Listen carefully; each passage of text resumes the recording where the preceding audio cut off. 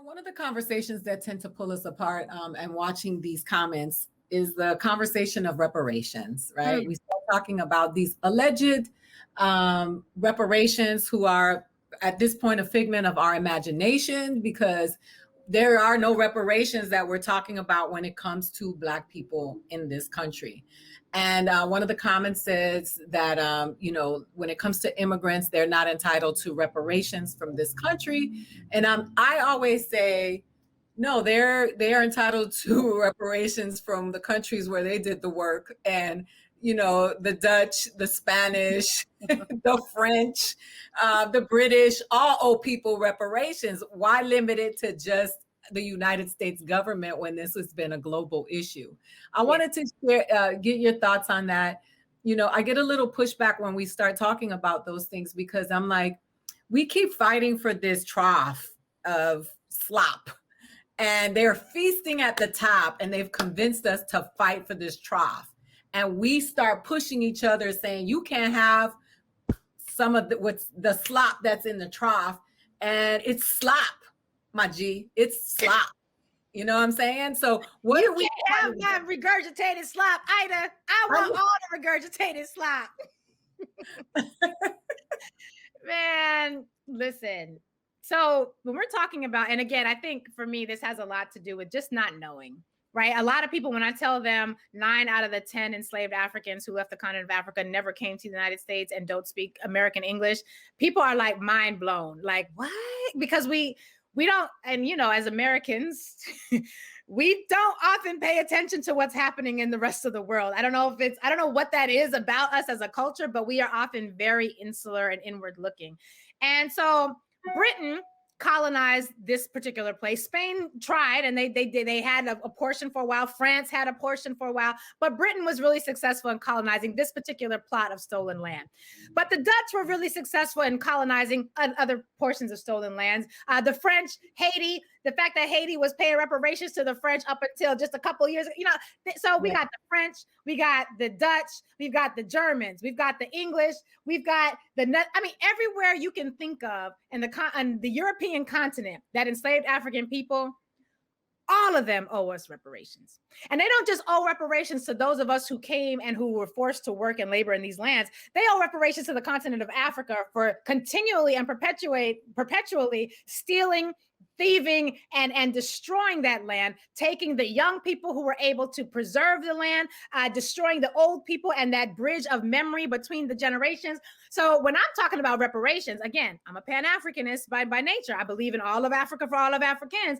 I don't just want the Queen of England to have to pay reparations. I don't just want the American government to have to pay reparations. That's good. That's an okay start. I don't just want the Spanish paying reparations. I don't just want the Portuguese. I want all of them. That's right. To pay reparations because you owe all of us. Now, having said that, I don't think we're getting reparations. I mean, I don't think it's going to happen. But here's why. One, there have been attempts at reparations in the past. Again, history is important. Right after the Civil War, that 40 acres and a mule, that was a reparations program. But at the point of actually distributing the resources to repair the harm, white supremacy kicked in. One of my law professors, Derek Bell, has this theory, interest convergence. May he rest in peace and power. And the interest convergence theory says, white people are willing to help Black people so long as by helping the Blacks, they're also helping themselves. At the very point that helping the Blacks takes away the benefit from white people, the support and the allyship tends to stop. And I think we've seen some of that even in most recent times. So in that era, post-slavery, 40 acres and a mule, we're supposed to get it. It's written in the law. We got a bureau, the Freedmen's Bureau. It's going to be distributing. We've got systems and whatever in place. And the white former slave owners who saw this and were very upset, and they said, well, no, we can't do that because who should be repaired? I should be repaired. Why?